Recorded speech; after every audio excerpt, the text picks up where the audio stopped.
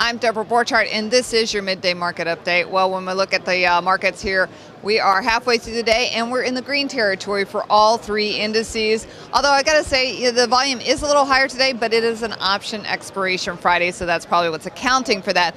We're going to talk now about the housing data that we've gotten today, and really for the whole week, because it's all been pretty dismal. Joining me now is Peter Cardillo. He is the chief market economist over at Rockwell. So again, like I was saying, the housing data we've gotten almost every day this week has not been very good, and you would think that would really weigh on the market, but here we are up again. Well, there's a reason for that, and the housing data, a good percentage of that, I would say maybe 70% is attributed to the deep freeze that we've had, and obviously, the Midwest has been buried under snow, and the Northeast, we've had very cold weather and snow as well, and so it takes its toll. Now, I think the markets, have really factored in that it's a temporary factor. That's not to say that the housing market probably is not slowing.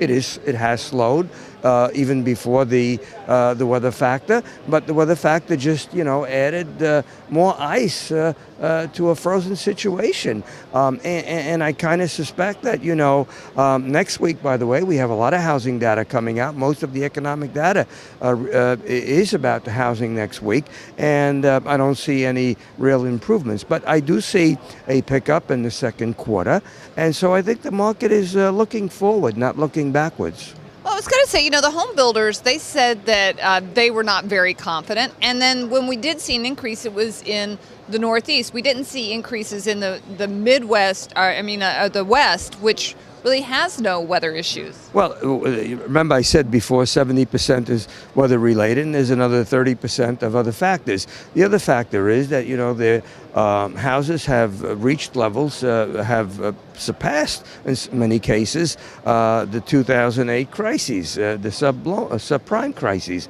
and as a result of that, with the anticipation of higher mortgage rates, I think the housing market is beginning to cool a bit. Now, that doesn't mean that we're going to collapse or it's going to weigh heavily on economic activity, but it's going to be less of a factor adding to economic growth in the future. Again, I'm not. I think that we're probably going to see housing in terms of percentage come down to maybe about 7 or 8%. So it would be about 3 to 4% drop in home prices in this year, and probably a little bit more in 2015. And again, the reason for that is, that with tapering continuing, there will be a point in time when long-term mortgage rates are going to point north and not south. Well, that will be welcome news to lots of home buyers if the prices drop down. I'm sure they will not drop in the New York area because they are hyperinflated here. That's Peter Cardillo from Rockwell Global, and I'm Deborah Borchardt with The Street.